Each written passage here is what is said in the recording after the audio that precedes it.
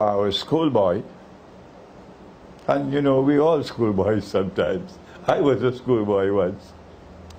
And you say, but wait a minute, but the command was given to the angels. And all submitted except him. So logically, he had to be an angel. Schoolboy. Because you take the verse in isolation. This is schoolboy methodology. And Allah wants you to know, below in your lesson, don't take any verse of the Quran in isolation. Don't be a schoolboy. Go to the totality of the book and take all the data and integrate it harmoniously to get that which binds it all together. And that you'll know what Allah is talking about. So, angels cannot disobey. No. Angels cannot disobey. But he disobeyed. So he can't be an angel. He disobeyed, so he cannot be an angel.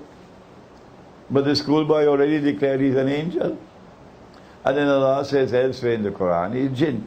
So that's just methodology. And I have a book here, which just came out of the printery a few days ago. And I hope and I pray that you read this book. Methodology for study of the Quran.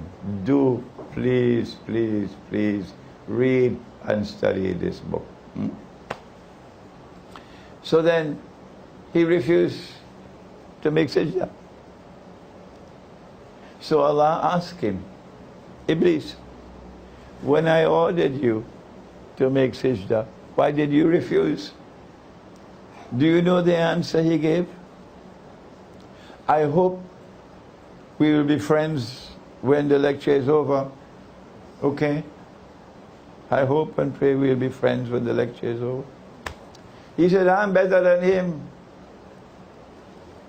I was created superior. I am born superior. I belong to a superior class. Do you remember hearing these words? You heard in this country, you heard in that country, you heard there, you heard there. I don't want to mention names. I am better than him. You created me from fire, you created him from clay. I don't know what the Arab was created from. I don't know what the Malay was created from. I don't know what the Chinese were created from. I don't know what the Europeans were created from. But this one says, I belong to a master race. You must have heard that in Penang. Huh? I was born to rule the world. I have a mission to civilize Imran Hossein, who when he eats curry fish and rice, you know what he does? He rolls up his sleeve, he washes his hands, and like some barbarian, he takes his fingers and eats. I was born with this mission to civilize the world.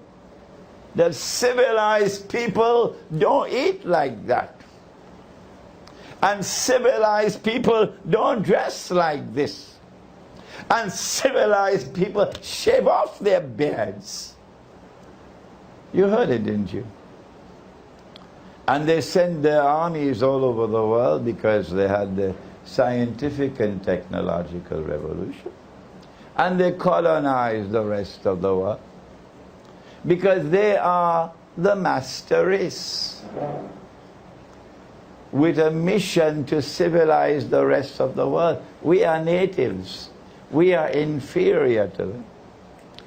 Anyone, now don't be annoyed with me, anyone who considers himself superior to another human being by virtue of belonging to a certain race, a certain class, a certain ethnicity, that I belong to a superior class than you. I'm born superior to you. I got news for you. You belong to the Jamaat of Shaitan. And there's, in English it's called a stench, a bad smell. A stench. In Urdu, in Farsi is badbu. In Malay? Busu. There's busu. coming from such people. So if you are to benefit from today's lecture of an introduction to Islamic eschatology, and if you are to play a significant role in the end of history, banish this from the heart, that you are not superior to any human being. No. What makes it superior is your conduct, your faith, what is in the heart, not what you are born with. But those who arrogantly pursue the agenda of imposing their blood-stained rule over the whole of mankind, by the hook and by the crook, mostly by the crook, they are people who are following in the footsteps of Shaitan. They say, we are superior to you. Like Iblis said, I'm superior to him. That's how history began. And that is how history is ending. That is how history began. And that is how history is ending. I have used the Quran to connect the dots of history. This branch of knowledge does not as yet exist in Islam. We have not as yet developed Islamic eschatology as an independent branch of knowledge. No. We are now attempting to establish a branch of knowledge that the Christians have already. The Jews already have it. We don't have it. But we have the Quran. And if you pursue the effort, and Allah blesses you with knowledge, you'll be able to connect the dots in the Quran and develop an eschatological understanding of the world today. They want to impose their rule over the world arrogantly in order that Israel might rule the world. And only when Israel rules the world, then can this man stand up in Jerusalem and confidently declare, I am the Messiah. But he would not be the Messiah. He would be Dajjal, the false Messiah. Nabi Muhammad alayhi salatu wasalam told us, there's more in the beginning of history. I'm writing my book on Dajjal now. And at this time I'm writing the chapter on the Quran and the beginning of history. So it's not there in any of my books there, but in another few months I hope this book will be finished. So we don't have more time to spend with the beginning of history. Let us now go to Nabi Muhammad alayhi salatu wasalam, who said that when Dajjal is released by Allah to commence his mission of impersonating the true Messiah and eventually ruling the world from Jerusalem. He will live on earth for 40 days. One day, which would be like a year. It didn't say one day which would last as a year. No. It said one day which would be like a year. Yawmun kasana. A day which would be like a month. Yawmun kashahr. A day which would be like a week. Yawmun ka Jum'ah. And then after that, sa'iru ayyamihi ka ayyamikum. He will be in our world of space and of time as a human being. So we will see him. But before that there are 3 stages. And I am suggesting to you, gently so, because only Allah knows the truth, that when Allah spoke of the shadow, which when it comes will appear in 3 stages, Allah is speaking about this. The 3 stages that Dajjal will pass through before he appears in human form in our world of space and time. Are there angels in this room apart from your wife? Are there angels in this room? Yes. What? One on each shoulder. Can you see them? Are there jinn in this room? Are there jinn? I know there are lots in Washington. Yes, there are jinn here. Can you see them? Then why should it be so difficult? Why should it be so difficult to understand? That Dajjal can be released. He can be in this world and yet not in our world of space and time. Why? Don't you teach your children, as my father taught me, that when you come back home and you open the door, there's no one in the house, but the children have to be taught to say Salaam Alaikum. They don't do that in that godless part of the world, which now wants to teach Imran Hossein how to eat. But in our part of the world, we teach our children to say Assalamu Alaikum when you open the door. There are angels in the house. So Dajjal is here. Yes, he is here. But you can't see him. He is passing through 3 stages of a shadow. And this is a dangerous shadow. The first stage will last for the longest period of time. And then the second stage will last for a shorter period of time. But the third stage will last for the shortest one of all. Where is the shadow? We know that Dajjal was released in the lifetime of the Prophet ﷺ. I have a book entitled Jerusalem in the Quran. I guess some of you must have read it. It was written, we have it in Bahasa as well. It was written 12, 14 years ago. And in that book you'll find all of this analysis, all this. 14 years ago. The Dajjal was released in an island called Britain. Where is the evidence? I only have this much time. Maybe in the question and answer session I can expand. And from that island of Britain, during the lifetime of the Prophet ﷺ, he commenced his mission to eventually rule the world from Jerusalem. While, again, could you excuse me, I'm 74 years of age.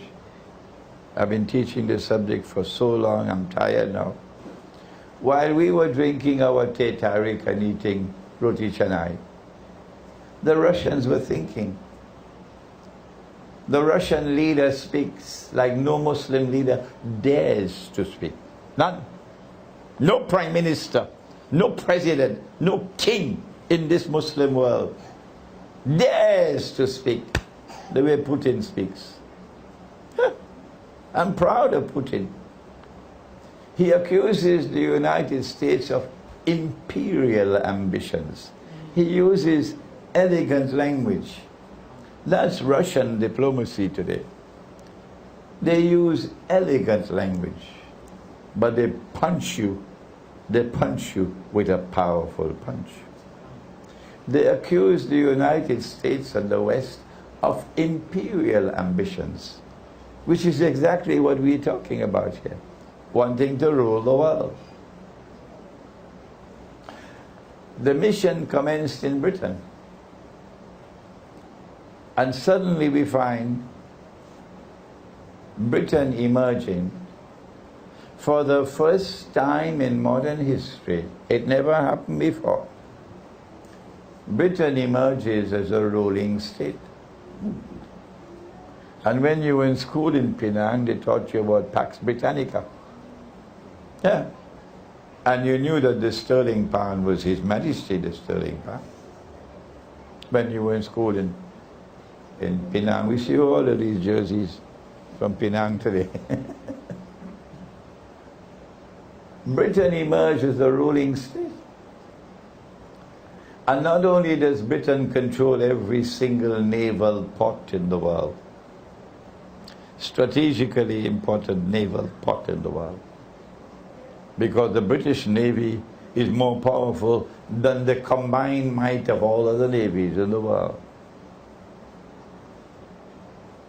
Not only does Britain have military control over the sea, not only does Britain have the military technology on the land to wage modern warfare, but more ominously so, Britain begins the process of taking control of the world of money through the Bank of England. And Britain becomes the money lender par excellence of the world, through a banking system. And eventually, the gold sterling coin, £1 in gold, disappears. And the paper replaces the gold, while we were eating our roti canai and drinking tetari.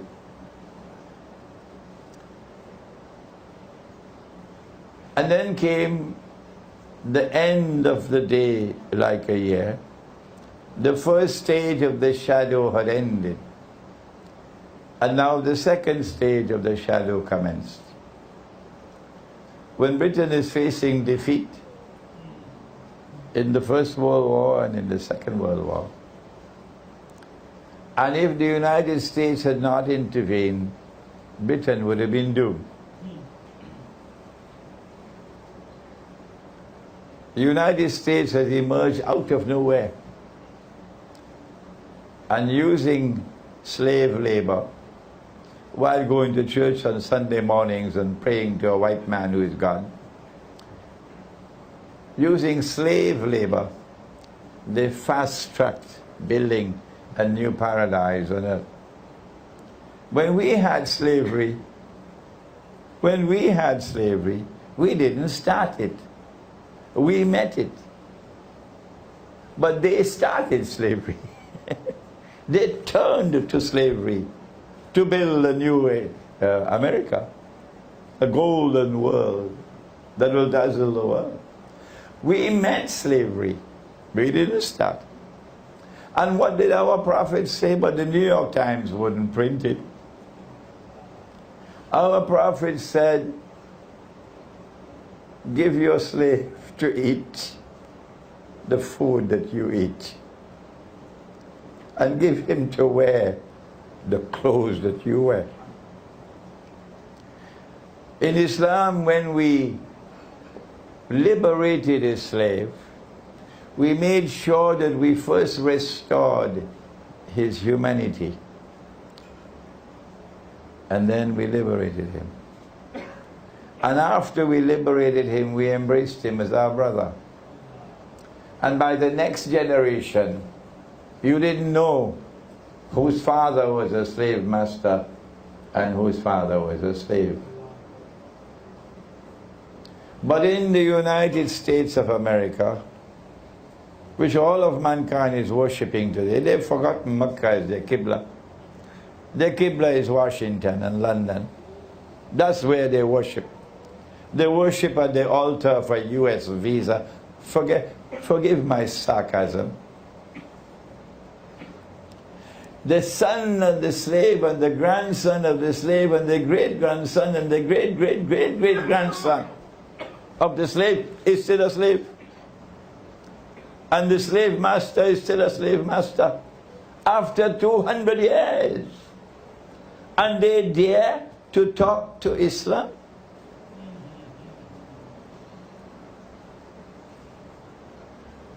So the United States is built fast track. And they take over from Britain.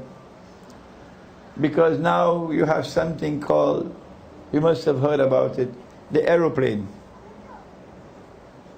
The aeroplane. And so now wars are fought not only on the land and in the sea, but in the sky. Neville Chamberlain was Prime Minister of Britain, and he never set foot in an aeroplane until 1947, when he had to fly to Berlin. 1947 was just around the corner. Huh? So air power just came recently. And the United States is not only the most powerful country in the world militarily, more powerful than all the rest of the world combined, but the United States takes over from Britain as the financial and monetary capital of the world. And the US dollar replaces the sterling pound.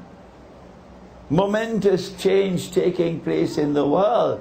And the scholars of Islam still drinking teh tarik and eating roti canai.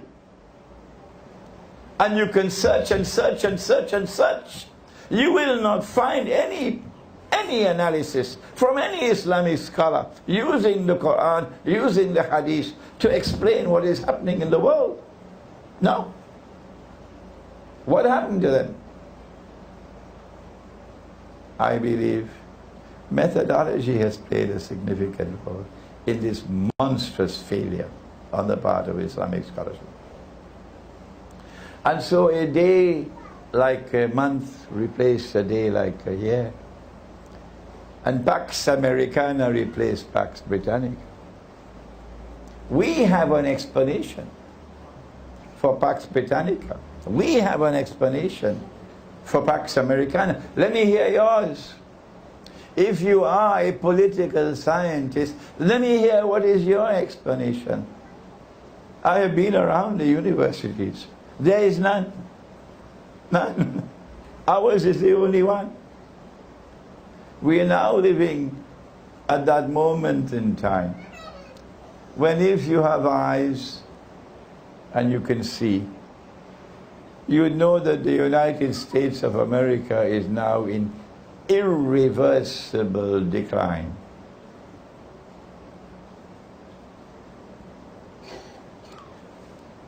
And stage 3 of the shadow is about to replace stage 2. I may not live long enough to see the change from stage 2 to stage 1. Stage 1, stage 2, stage 3. But you may live to see it. Well then, who is going to replace the United States? Is it China? No. Is it Russia? No. It's going to be Israel. How can Israel rule the world? The United States is big. Israel is small.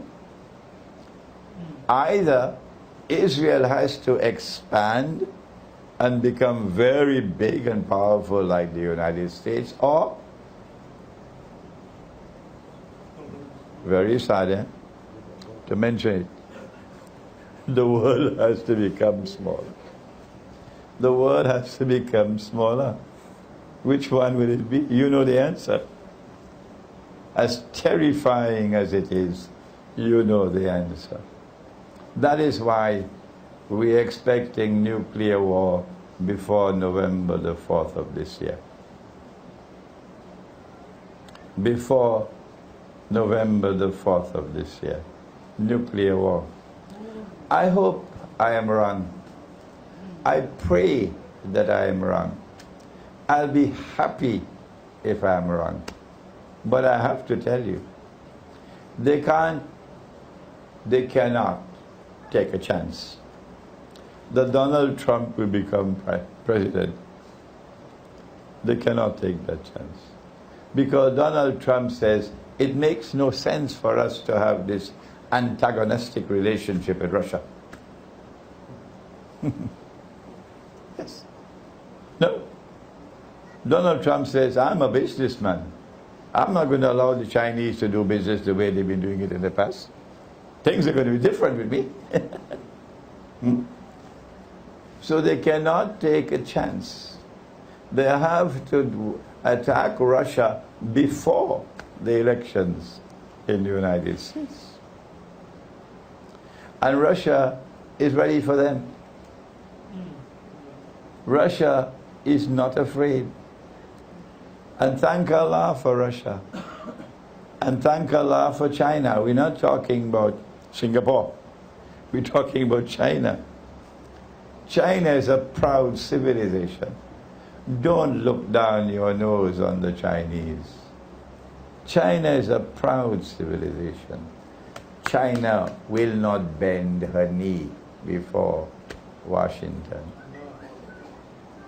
No. And so the stage is now set. Our time is almost up. We do not have the time to explain. But mine is not the only voice. No, thank Allah. There are many, many, many voices around the world saying the same thing that I'm saying. That the Great War is around the corner. And this one is not going to be fought with sticks and stones. This is going to be a war fought with weapons of mass destruction. Amongst them we know about nuclear weapons, but there could be others as well that we don't know about. And when that war takes place, the world is going to become much smaller. So it's a good time to be old. Eh? It's a good time to be old. It's a terrible time to be young. Terrible. After the war takes place, do you know what our Prophet has said? He spoke about the war, incidentally. The next event to take place after the Great War, said Nabi Muhammad alayhi salatu wasalam, is what? The conquest of Constantinople. The Turkish government has prohibited you from even using the name Constantinople. It's against the law. You have to use the name Istanbul. Why are you afraid, Turkey? Huh? Come on, Mustafa Kamal, answer me. The answer is, they don't want you to hear what Muhammad ﷺ said. That's why. The conquest of Constantinople is to take place after the Great War. And that conquest makes sense only in terms of military affairs. Only military. Otherwise, why Constantinople? Why aren't we heading for Jerusalem? Constantinople stands on the Bosphorus. The Bosphorus is a waterway. If you study geography at school, they did geography in Penang, didn't they? Yeah. You attended the class? Okay. The Bosphorus is a waterway which connects two seas. Which are the two seas? Come on, let me hear you. Good. This one is easy, the Mediterranean Sea. That one is the Black Sea, correct. The Black Sea and the Mediterranean Sea. Yeah. The Black Sea and the Mediterranean Sea. And if that passageway is open, today NATO controls it. NATO controls it directly now.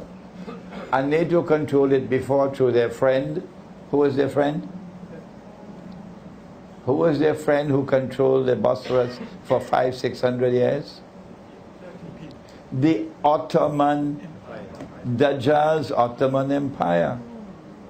Come on. When I say Dajjal's Ottoman Empire, I'm talking from eschatology. I'm not talking to my hat, okay? I know what I'm talking about, but I'm fighting against time here. It is only in one military sense that the conquest of Constantinople makes military sense, and that is that the Russian Navy will now have the freedom of passage.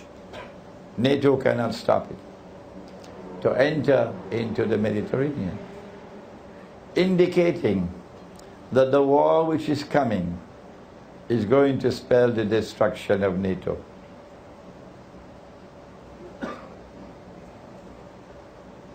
NATO will be gone, because NATO cannot prevent the conquest of Constantinople. Look at Islamic eschatology, saying things that your International Islamic University knows nothing about. Nothing. This is an introduction to Islamic eschatology.